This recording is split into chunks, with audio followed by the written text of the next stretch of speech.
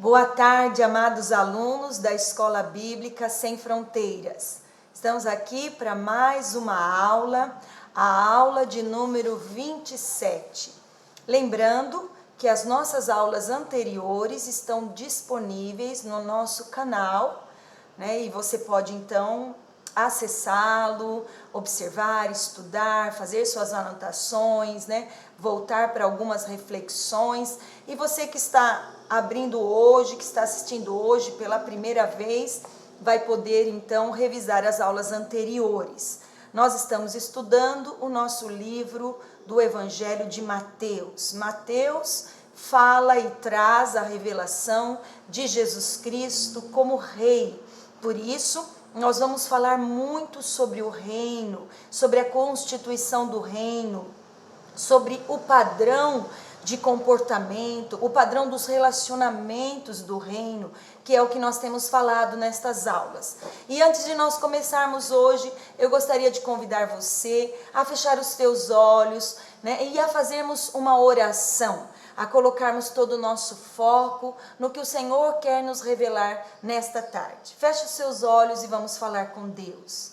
Pai, de todo o nosso coração, mais uma vez nós nos expomos à sua palavra. A sua palavra é a única coisa que tem o poder de nos transformar. Não a letra, Senhor, mas a palavra revelada. Por isso, amado Espírito Santo, fica à vontade nesse lugar, no nosso meio, nesta casa, neste local onde está sendo assistida esta aula. Seja o Senhor o professor e seja também aquele que nos capacita a aprender e, sobretudo, a praticar a sua palavra. Nós oramos de todo o nosso coração no nome de Jesus. Amém e amém. Pegue então o seu caderno, a sua Bíblia, talvez o seu smartphone, né? E vamos fazer as nossas anotações. Vamos abrir a nossa Bíblia no livro de Mateus, no capítulo 6. Nós já estávamos falando sobre ele e vamos lembrar do primeiro versículo do capítulo 6, que diz assim: tenham o cuidado de não praticar suas obras de justiça diante dos outros para serem vistos por eles. Se fizerem isso, vocês não terão nenhuma recompensa do Pai Celestial. Então vamos recapitular o que nós vimos nas aulas anteriores, no capítulo 6, verso 1, que acabamos de ler, onde Jesus estabelece o padrão da vida espiritual aceitável a Deus. Há três coisas que nós vemos aqui. Primeira coisa é que nós devemos evitar de exercer a nossa vida espiritual com o fim de sermos vistos pelos homens. Deus abomina o exibicionismo para buscar a glória que vem dos homens, né? Quem procura isso são os fingidos, né? São os hipócritas, são os religiosos com aparência exterior. Isso é muito comum, é muito tentador. É muito fácil um homem, uma mulher, um jovem de Deus cair nesse erro, fazer as coisas para Deus com o fim de serem vistos, aplaudidos. Isso é algo muito inconsciente que está na vida do homem, da carne do homem. Ele quer ser aplaudido, ele quer ser reconhecido. Muitos homens, mulheres e jovens de Deus deixaram a sua vida com Deus por conta de não terem sido reconhecidos. É muito comum nós ouvirmos dos irmãos, dos líderes, daqueles que servem a Deus na igreja e até mesmo numa célula, né, dizerem: eu estou indo embora porque eu não fui reconhecido nesse local, né? E nós precisamos tomar muito cuidado. A obra de Deus não se trata de reconhecer dons e talentos, mas se trata de sermos para Deus aquilo que Ele sonhou para nós. Em segundo lugar, nós precisamos lembrar que quem busca a recompensa deve saber que há dois tipos dela. A primeira recompensa é a humana. né? Então, se você é aplaudido, você fica feliz e você já recebeu a sua recompensa aqui. A segunda recompensa é a divina. E nós precisamos lembrar que nós não conseguimos ter as duas, né? Devemos sempre buscar a recompensa de Deus, né? Porque é melhor ser elogiado por Deus do que ser elogiado por homens. E quando eu digo isso, não se trata de o seu nome não se tornar famoso. Porque nós temos uma promessa em Abraão, né? Abraão, Deus falou para ele, eu tornarei o seu nome famoso, né? Isso não se trata que seu nome não se tornará famoso, faz parte de uma recompensa. Mas em primeiro lugar, a nossa recompensa, né, a nossa motivação, nosso coração deve ser movido para termos a recompensa em Deus. Terceiro lugar que nós precisamos lembrar que a recompensa humana é aqui. Teve o aplauso, aqui recebeu, ponto, acabou, né? Mas a recompensa de Deus é futura, né? É eterna, né? Por isso nós devemos ter o nosso coração, primeiramente buscando a recompensa que vem de Deus.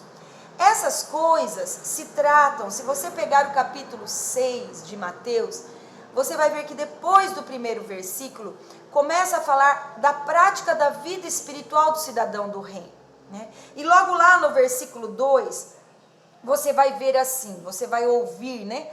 Leia lá comigo na sua Bíblia, no versículo 2, diz assim, ó, de 2 a 4.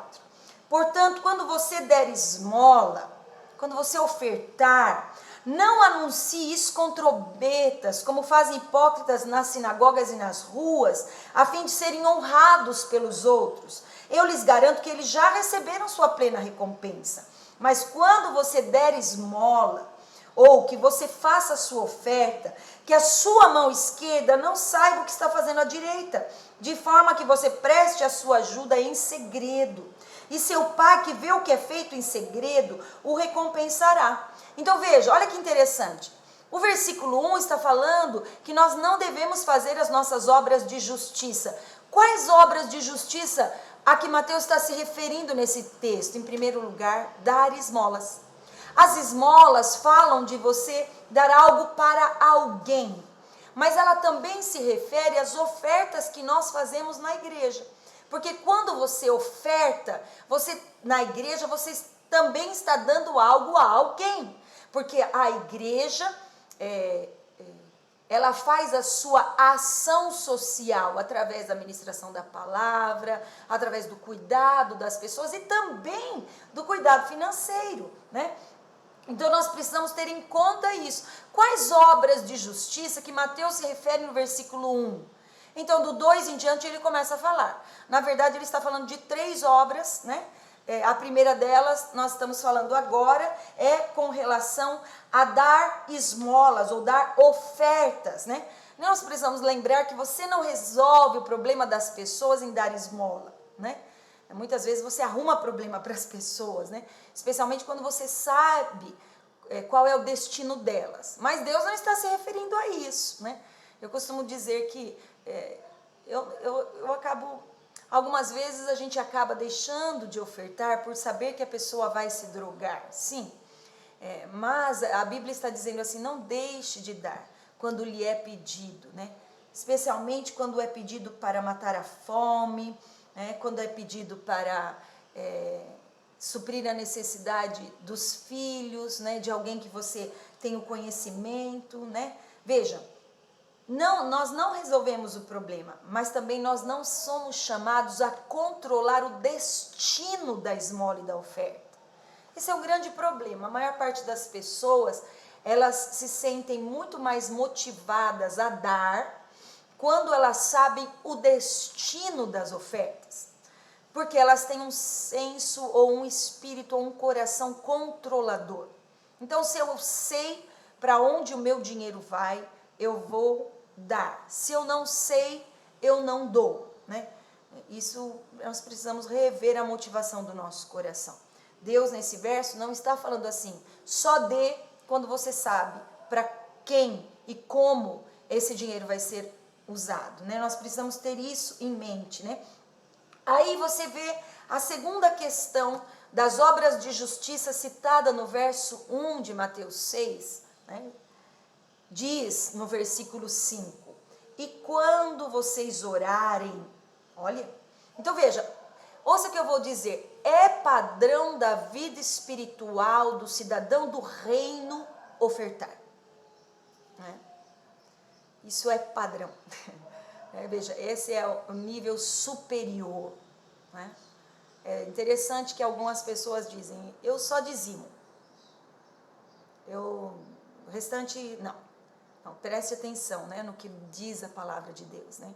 Ele está dizendo, aqueles que estão no reino, o cidadão do reino, aquele que nasceu de novo, aquele que é meu discípulo, né? Porque vamos lembrar que o Sermão do Monte estava sendo pregado aos discípulos, os chegados de Jesus. Como ele subiu ao monte com esses discípulos chegados, essa pregação se tornou ouvida por uma multidão que estava ao pé do monte. Né? A palavra do Senhor causou um eco e alcançou essa. Então, por isso se diz o Sermão do Monte. Mas muitos daqueles na multidão não tinham condições de obedecer aquilo, porque não eram nascidos de novo. Somente oferta e ajuda ao próximo aquele que é nascido de novo, que não é controlador, né? Que não sabe e não controla a que se destina a oferta, também a oração.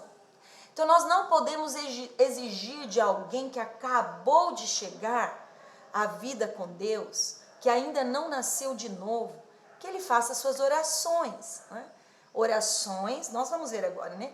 As orações conforme o que Deus nos fala no Sermão do Monte. Vamos continuar lendo do versículo 5 ao 8, diz: e quando vocês orarem, quando significa que vamos orar, certo ou não? Que não é uma vez na vida e uma vez na morte, né? E quando vocês orarem, não sejam como os hipócritas. Eles gostam de ficar orando em pé nas sinagogas e nas esquinas, a fim de serem vistos pelos outros. Eu lhes asseguro que eles já receberam sua recompensa. Mas quando você orar, vá para seu quarto, feche a porta e ore a seu pai que está em secreto. Então seu pai que vê no secreto o recompensará.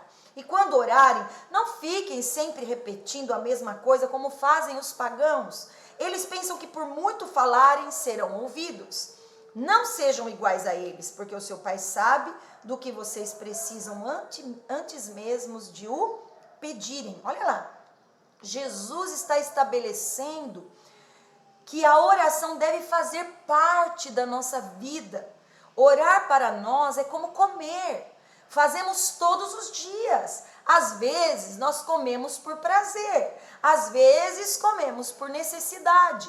Nem todas as vezes que você senta à mesa para fazer a sua refeição, você está sentindo, ai, que delícia! Ou quando você vê aquilo que é posto à sua mesa, né, você diz, nossa, eu vou comer com prazer. Mas você come porque está com fome, porque é necessário. E algumas vezes nem comemos com prazer e nem porque estamos com fome, mas porque o seu corpo precisa ser alimentado dia a dia. Basta você olhar para as pessoas para saber se elas estão comendo com prazer. É verdade ou não? Uma pessoa que come com prazer dá gosto, né? Você às vezes já até comeu, mas quando você olha que a pessoa comendo, ela come com tanta... ela saboreia e aquilo te enche a boca, né? Te enche a boca de saliva, né? Olha, por isso, quando nós comemos, quando nós oramos, nem sempre nós vamos ter esse prazer, mas há aqueles que oram com prazer. E quando você os ouve orar, né? Quando você sente o desejo de fazer o mesmo. Veja, Deus não estabeleceu a oração para ser orada por obrigação, né? Claro que não, porque a oração faz parte de um encontro diário com o seu Senhor. Tem que ser um momento prazeroso. Quando nós oramos com prazer, nós despertamos no outro a fome, o apetite espiritual. Portanto, Orar não é uma questão legalista, né? Não, de cumprir uma obrigação religiosa, mas é uma questão de ter prazer, de falar com o seu Pai, de ter prazer, de contar para Ele as suas necessidades, de chorar com Ele, de contemplar os seus olhos, de abraçá-lo.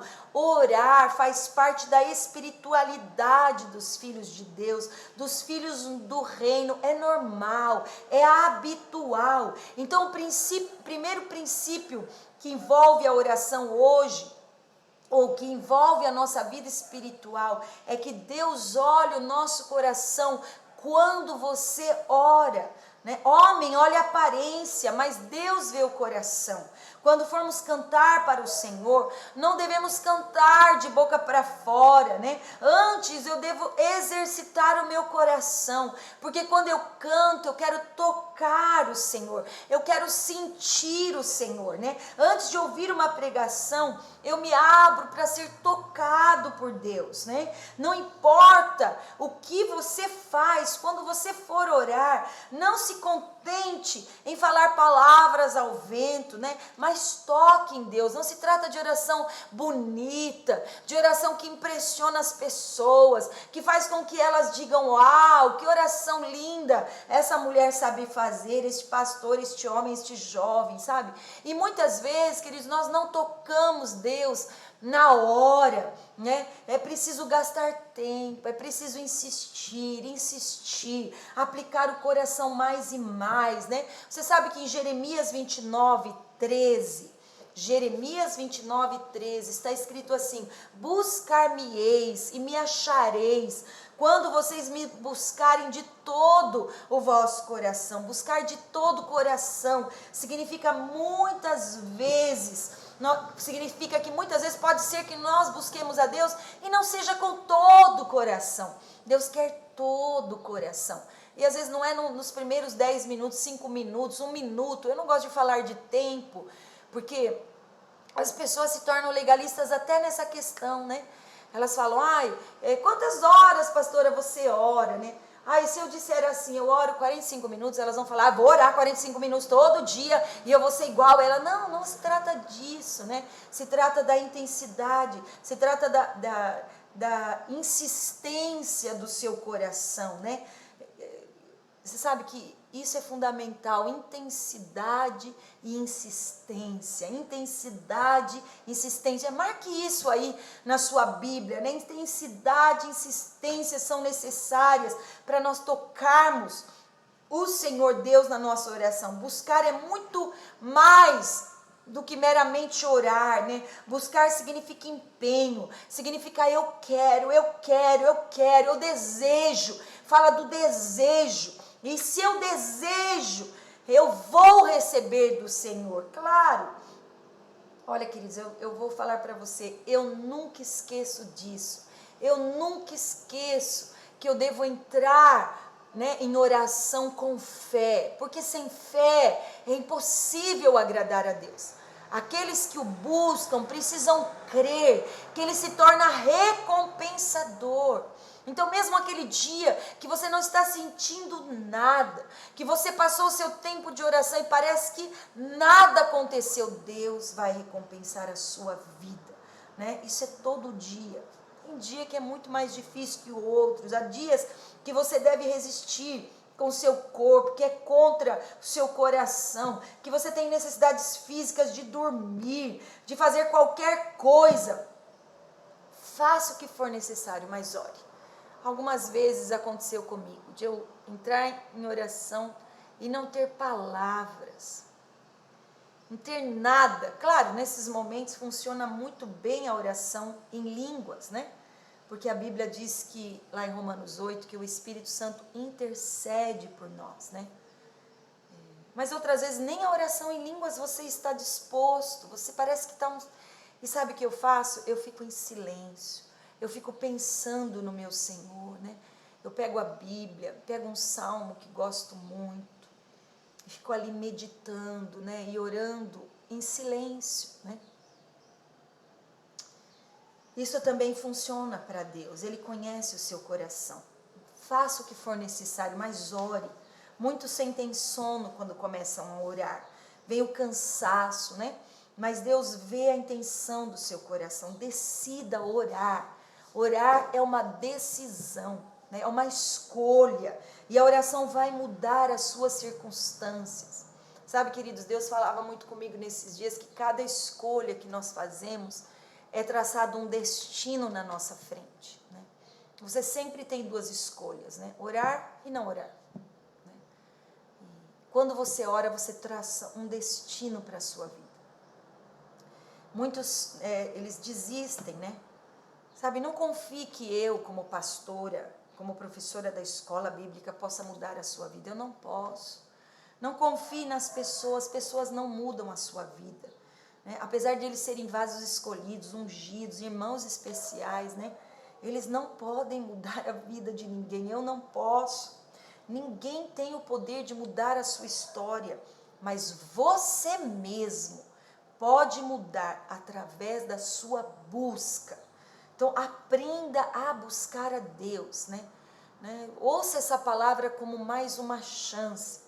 Se você tem só ido aos cultos, se você tem só ouvido a palavra da escola bíblica, se você nem tem ido aos cultos, e hoje é a primeira vez que você está ouvindo isso, né? Hoje é o dia de você iniciar a sua busca, né? Seja disciplinado, né? Coloque lá o seu tempo, né? O pastor Vanderlei sempre fala isso, 15 minutos diários podem mudar a sua vida. Né? Então, você sabe que eu conheço pastores que eles só recebem para aconselhamento, para sessões de aconselhamento, as pessoas que passam 1 hora com eles orando antes. Olha só. Eles chamam, então eles fazem o contato com a pessoa faz o contato, estou passando por um problema muito difícil. Ele diz assim, ok, 7 horas no meu gabinete. E das 7 às 8 ele passa orando com a pessoa. Ele fala assim, dobre o seu joelho, você já orou por isso? Pelo seu problema? Eu quero ouvir a sua oração. Eu quero te ajudar. Ele dobra o joelho e passa orando. Muitas vezes, no final da oração, essas pessoas já não têm mais nada a dizer. Por inúmeras vezes, pessoas me ligam buscando aconselhamento. E elas dizem, pastor, eu vou no culto domingo. Depois do culto, a pastora pode orar por mim, né? Ou pode me ouvir? Eu digo, claro. E aí elas chegam para o culto e o período da oração é tão tremendo, a palavra é tão tremenda, que acaba o culto e elas dizem, não preciso nem falar. Deus já falou comigo, Deus já me deu a direção, Deus já aquietou o meu coração. Por quê? Porque Deus faz pelo seu poder. Mas eu não estou dizendo com isso que um aconselhamento não é importante. Por favor, não estou falando isso, né? Eu estou falando que muitas vezes a oração faz muito mais do que um aconselhamento com a pessoa mais espiritual deste mundo. Olha o que diz Mateus 15, versículo 8. É um versículo bem forte. Diz assim, esse povo me honra com os lábios, mas o seu coração está longe de mim. Ao que está se referindo? Está se referindo a falar muito, a orar muito, palavras vãs, repetições, né? Mas ter o coração desligado do Senhor. Lembre-se de ter sempre o seu coração no seu momento de oração. As pessoas acham, como que eu oro? Né? A questão não está nas palavras bonitas, mas está em derramar o seu coração. Devemos ter o cuidado em colocar todo o nosso coração na oração, na nossa vida de serviço, né? Servir ao Senhor não é uma questão de cerimônias, de roupas, de tamanho de cabelo, né? De falar palavras bonitas, de saber cantar afinado, né? A honra ao Senhor com os lábios tem que vir de uma aplicação do coração. Se fazemos com o coração, Deus aceita. O louvor a Deus não pode ser transformado numa cerimônia vazia, né? Então veja, primeiro princípio da oração, não ore para ser visto, para aparecer. É isso que diz o versículo 5 de Mateus 6. Quando vocês orarem, não sejam como os hipócritas, eles gostam de ficar orando em pé nas sinagogas, nas esquinas, a fim de serem vistos pelos outros. Eu lhes asseguro que eles já receberam a sua recompensa. Veja, às vezes, nós oramos para ensinar o outro a orar. E nesse caso, nós fazemos a oração em público. Então, por exemplo, você tem um discípulo ou você quer ensinar o seu filho a orar, como você faz?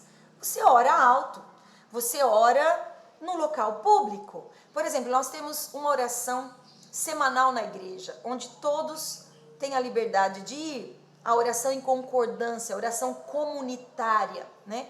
E há um poder tremendo nesta oração. Lá em Atos diz que quando Pedro foi preso, a igreja orava insistentemente, intensamente pela libertação de Pedro, né? Na casa. Eles estavam orando na casa, né? E Pedro foi milagrosamente livre. Um anjo abriu as portas, né, do cárcere para ele, né? Então, olha, veja que poder há na oração em concordância. Então, quando você ora em público para ensinar, porque você sabe, né? Alguém pergunta assim, pastora, como eu oro, né? Orar, se aprende a orar orando, né? Por repetição, né? Por imitação. Você vê alguém orando, você fala, eu vou fazer daquele jeito. E quando você vê, você já está orando igual, né?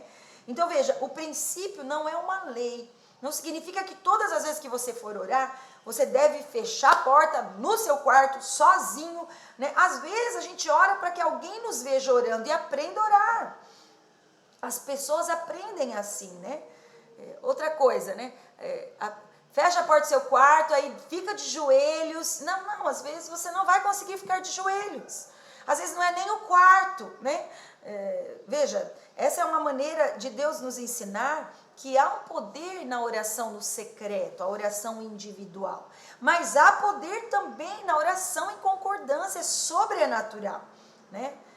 E, às vezes na igreja a gente nem dobra o joelho. Eu não oro muito tempo em joelho, porque é muito comum dormir, relaxar e dormir, né?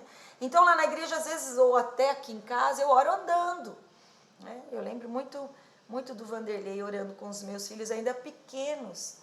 Eles eram bebês e nós passávamos bastante tempo orando juntos. E ele ficava com eles no colo, né? Orando muito tempo em línguas até que eles dormissem, porque eles choravam para dormir, né? Aconteciam algumas coisas. E nós passávamos muito tempo orando com eles, até que eles desfaleciam, né? Então dormiam com a gente orando, né? E a gente passava andando, porque imagina de madrugada, você não consegue dobrar os joelhos, pelo menos eu não consigo dobrar os joelhos e orar por muito tempo na madrugada, porque é certo que eu vou dormir, então nós passamos andando, né? Nós ficamos de pé orando, não há um padrão, uma ordem nesse sentido, tem que ser de joelho, tem que ser atrás da porta, tem que ser de joelhos encostado na sua cama, não isso, aprendemos a orar sendo modelados, vendo os outros a orarem, mas isso não significa que oramos para aparecer, para que todos notem que oramos muito, e se isso acontece, nós já recebemos a recompensa. Claro, oração tem recompensa, a recompensa da oração não é só a resposta da oração, a recompensa é que Deus vai honrar você. Orar muitas vezes, querido, é difícil, na verdade eu vou contar uma coisa para você. Se você está desempregado, ore. Não há maior trabalho do que a oração. Não há maior trabalho. Sabe por quê? Sua carne vai resistir você muito, né? E quando você ora, você põe... Tem um ditado que diz isso. Você põe Deus a trabalhar a seu favor, né? É tremendo isso. Quando você tem um problema, é fácil orar. Quando você está debaixo de uma luta, você está angustiado, oprimido, é fácil, você se derrama, você urra de dor, não é mesmo? Quando você passou por um luto, a dor de uma perda, né? Você urra. Quando você tem alguém internado, né? Em caso grave no hospital, que você ama muito, você urra, é fácil orar, né? Agora, quando você não tem uma causa aparente, sua carne vai se levantar para dizer, não precisa tanto, olha, você está abençoado já. Alguém vai tocar seu celular, o intestino vai funcionar, você vai sentir sede, né? Alguém vai bater a porta da sua casa, é impressionante isso, né? Porque é uma batalha, né? É difícil negar a si mesmo para orar, mas há recompensa para aqueles que buscam a face de Deus. O segundo princípio da oração é fechar a porta. Mateus 6,6 diz, mas quando você orar, vá para seu quarto, feche a porta e ore a seu pai que está em secreto, então seu pai que vem em secreto te recompensará. Mas nós não devemos trazer esse princípio ao pé da letra. Isso não significa que orar em público não pode ser feito. Porque se fosse isso, olha que Paulo diz em 1 Timóteo 2,8. Paulo diz em 1 Timóteo 2,8. Quero, pois, que os homens orem em todo lugar, levantando mãos santas, sem ira e sem discussões. Paulo está ensinando os homens a orar em todos os lugares, nas praças, nas ruas, nas casas, nos prédios, no trabalho, na escola, no carro, levantando mãos santas, abençoando. Então veja, se tivesse que orar somente fechado no quarto, Paulo estaria errado aqui, né? O quarto não deve ser aplicado no literal, ainda que o literal possa ser usado também. Mas não é uma norma que devo orar somente trancado no quarto.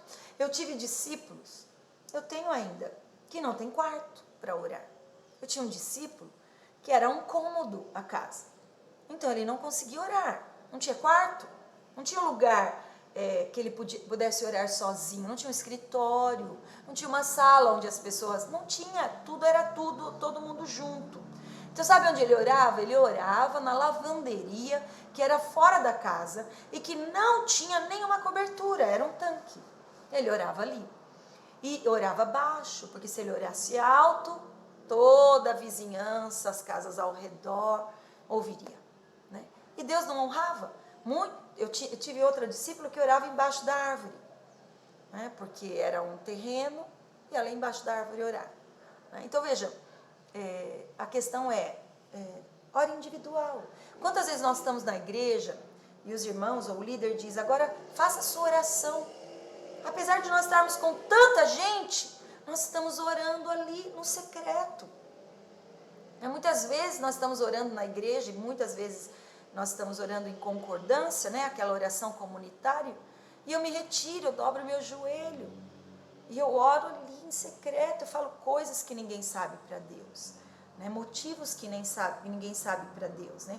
A palavra usada para o quarto no original, aqui no grego, é tameon, que é a mesma palavra usada para descrever o lugar que se guardava o tesouro do templo, recâmaras, recônditos, a parte íntima da casa, né? Jesus usou essa palavra para descrever o tesouro da oração, porque a oração está associada aos tesouros de Deus, né?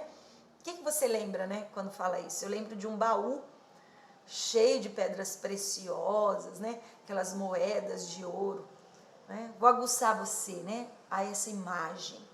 Quando você orar, tem essa imagem, eu vou acessar os tesouros de Deus. Eu vou enfiar minha mão lá embaixo, onde as pedras são de maior valor, as pedras preciosas, né? Eu vou receber isso de Deus, os tesouros de Deus, né? Coisas que ninguém encontrou, eu vou encontrar enquanto eu estiver orando, né? Mas o mais importante não é só entrar no quarto, fechar a porta, é isolar-se das confusões, da movimentação, do barulho do dia. Significa concentrar-se, voltar-se para Deus, né? Não há como ter comunhão com Deus sem focar nele, né? Ouvindo outras coisas, conversando no celular, pensando no trabalho, nos problemas, na demanda, na necessidade, falando palavras da boca para fora, né? Veja, eu tenho que aplicar o meu coração e a minha mente, a minha atenção em Deus. Isso é fechar a porta. É o mesmo que isolar-se, né? Alguns colocam música, o louvor tem o poder de tocar em nós e nos tornar sensíveis. Além disso, podemos orar em voz alta. Enquanto a música toca, né, bem alto, você pode orar em voz alta, você pode gritar, não é isso? Uau, isso é tremendo. Você sabe que nesse tempo de pandemia, né, de isolamento social, muitos falaram, uau, esse é o momento de eu me isolar com Deus, mas você sabe que dificuldade, mesmo no isolamento da pandemia, a nossa carne ficou bem forte, né? Nós comemos muito, vimos muita televisão, muitos filmes, né? Muitos vídeos, fizemos tantas outras coisas, né? E muitos ainda não conseguiram conquistar a sua vida de oração. Mas eu quero profetizar para você nesses dias, enquanto você ouve essa palavra, enquanto você estuda, que o Espírito Santo vai colocar em você um desejo sobrenatural pela oração íntima, pela oração em concordância, pela oração na igreja, né? Nós precisamos ser especialistas na oração. A oração é uma coisa muito íntima, ela altera até o seu relacionamento conjugal. Orar em concordância com o seu cônjuge é sobrenatural. Surge uma ternura entre o casal, né? Por quê? Porque não é como você mentir para Deus, né? Não é como você mentir para o seu cônjuge, não há como você esconder, ocultar coisas, né? Para muitos, fechar a porta é um local separado, né? É um local enquanto estamos voltando para casa. Tem gente que para o carro na estrada, né? No acostamento e ora. É no monte, é embaixo de uma árvore, é no rancho, é no sótão, no porão, na lavanderia. Né? Você não precisa fazer isso orando em voz alta, com os olhos fechados. Você pode orar andando, você pode orar de joelhos, você pode orar com os olhos abertos. E o terceiro princípio da oração é: não use vãs repetições. Versículo 7 diz de Mateus 6: e quando orarem, não fiquem sempre repetindo a mesma coisa como fazem os pagãos. Eles pensam que por muito falarem serão ouvidos. Claro que isso não se aplica a repetir algumas causas de oração. Jesus repetiu. Olha lá em Mateus 26, 44, que diz a Bíblia. Mateus 26, 44. Então os deixou novamente e orou pela terceira vez, dizendo as mesmas palavras. A que se refere? Mateus 26 fala que Jesus estava ali no jardim do Getsemane, extremamente angustiado, amedrontado. Ele estava sendo traído, ele já havia sido traído, ele seria traído ainda. Ele foi traído pelos discípulos, ele seria traído por Pedro. Ele estava passando o pior momento na sua vida, ele estava se sentindo sozinho, porque os discípulos que ele tinha chamado para orarem com ele dormiram. Foram vencidos pelo sono, pela carne. Jesus estava só, sentindo a dor da solidão, a dor da morte. O seu corpo estava sentindo a dor da morte, né? Veja, escute o que eu vou lhe dizer. Jesus, naquele momento, ele não estava afligido porque não queria morrer. Ele estava afligido porque a dor da alma estava o levando à morte. E ele tinha receio de não cumprir o propósito de Deus, que era ir à cruz. Então ele estava ali agonizando, né? Uau! Por isso ele orou 3 vezes. Ele disse: venham comigo orar um pouco, e eles dormiram. E ele voltou e eles estavam dormindo. Ele voltou, ele estava angustiado. É disso que estava falando, né? Se Jesus orou repetindo as mesmas palavras, nós podemos fazer também. Talvez um de nós, ao ouvir a oração de Jesus, poderia repreender, mas ele fez repetições, não está falando desse tipo de repetição, né? Até porque Jesus ensina isso. Persevere na sua oração. Lembra do juiz iníquo e daquela viúva? Ela insistiu muito, até que aquele juiz deu a causa para ela. E Jesus disse: olha, é assim que vocês têm que ser, persevere na oração. E diz também que Paulo, né, lá em 2 Coríntios 12, versículo 8, 2 Coríntios 12, versículo 8, diz assim: 3 vezes roguei ao Senhor que o tirasse de mim. Tirasse o quê? O espinho na carne de Paulo. Então veja, Paulo também estava angustiado. Paulo estava pedindo algo a Deus insistentemente, né? O número 3 na Bíblia fala de uma oração que totalizou, que foi feita até o fim, né? Paulo orou a Deus para tirar esse espinho. 3 vezes Jesus orou, 3 vezes Paulo orou. Por isso podemos repetir também as nossas orações, né? Orar até ver a resposta. Isso não fala que é repetição vã. A repetição vã na oração acontece quando você pensa que Deus vai te ouvir por muito falar. Então, ladainha não toca Deus, né? Na verdade, isso irrita Deus. Mas muitos repetem a mesma coisa, não porque querem muito aquilo que estão pedindo, mas porque eles têm uma reza decorada, né? Você sabe que eu tive algumas discípulas, algumas pessoas assim, não discípulas muito chegadas, né? Mas aqueles que foram se aproximando, elas diziam assim, ai, faz uma oração para mim, escreve uma oração para mim, para eu ficar lendo todo dia, né? Assim, isso tem até algum valor no começo, mas depois pode se tornar uma reza. Já viu aquele negócio assim, né? Passe para 10 pessoas, eu recebia muito isso no WhatsApp, né?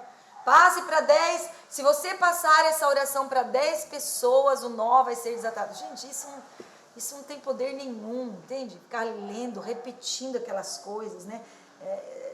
Achar que está usando palavras mágicas. Tem gente que até o nome de Jesus fica em nome de Jesus, nome de Jesus, nome de Jesus, nome de Jesus, nome de Jesus, nome de Jesus. Gente, não é assim, né? É uma vez, no nome de Jesus, eu te ordeno, sai agora. A gente fica, nome de Jesus, nome de Jesus, nome de Jesus, nome de Jesus. Não é assim, não é um abracadabra, né? Até o nome de Jesus pode ser usado como falsas repetições, né? Como repetições vãs, né? Você sabe que até o Pai Nosso, né? Tem gente que acha que a oração do Pai Nosso é uma reza, faz dela uma reza. Não! A oração do Pai Nosso é um princípio, é uma sequência de um princípio que Jesus nos ensinou. Lembre-se disso, Deus só aceita aquilo que está no seu coração. Se no seu coração existe uma angústia muito grande, você pode orar até passar. Pelo filho doente, por esse desemprego, né? E quando nós repetimos oração é porque é uma grande necessidade. E se é importante para você, é importante para Deus. Ore do seu jeito, ore da sua maneira. Deus vai te ouvir e vai te recompensar com a resposta. E o último princípio é não faça lamentações, né? Lá diz Mateus 6,8, não sejam iguais a eles, porque o seu pai sabe do que vocês precisam, antes mesmo de o pedir. Não fica se lamentando, fica chorando. Quando você entrar para orar, entra com fé. Senhor, estou aqui, estou pedindo mais uma vez, mas eu sei que o Senhor vai me ouvir. Não fica lá se lamentando, lamuriando, né? Não, Senhor, tem misericórdia. Já teve misericórdia, meu querido. Jesus já teve misericórdia, já perdoou todos os seus pecados. Se levante, né? Não fica chorando com dó de si mesmo, se lamentando. Tem gente que passa a oração inteira chorando, se lamuriando. Não produz nada isso, né? Mas quem crê, ora com fé. Claro que o Senhor sabe o que você precisa. Mas Mateus 7:8 diz assim: peçam e lhes será dado, busquem e encontrarão, batam e a porta será aberta, pois todo aquele que pede recebe, o que busca encontra, e aquele que bate a porta será aberta. Pastor, então eu posso pedir na oração? Pode, peça tudo, peça, porque é isso que o versículo está dizendo. Talvez agora mesmo você tenha uma necessidade e você vai orar pedindo a Deus com fé, em oração. Então nós vamos encerrar, eu vou orar por você agora, e você que está aí na sua casa, junto com a sua família, ou com mais alguém, e se você estiver sozinho, o Espírito Santo está com você para concordar com você, faça uma oração em concordância e peça as suas necessidades, porque Deus jamais vai desprezar a oração feita com fé. Lembre-se que tudo que você concordar aqui na terra acerca de algo, lá na terra será concordado. Feche os teus olhos, vamos falar com Deus. Pai santo e bendito, nós te agradecemos por essa preciosa palavra, por esse ensino tão maravilhoso, pelo tesouro da oração. Pai querido, eu quero te pedir, faz de nós homens, mulheres e jovens e crianças devotados à oração, especialistas na oração. Senhor, é tudo que nós pedimos, porque nós podemos tocar o mundo através da oração.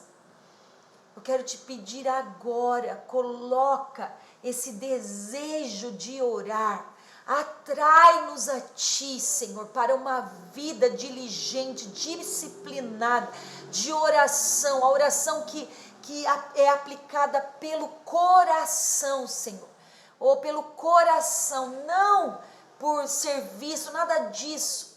Oh Deus, eu clamo a ti por isso. E eu peço que todos esses pedidos que serão apresentados ao final desta aula sejam colhidos por Ti, Senhor. E que essas respostas venham o mais rápido para a nossa alegria e para a Tua alegria também. Eu oro no nome de Jesus. Amém. Compartilhe esta aula, para as pessoas que você sabe que necessitam adquirir o hábito de oração, e esteja conosco na próxima aula. Amo vocês, um abraço grande, até lá!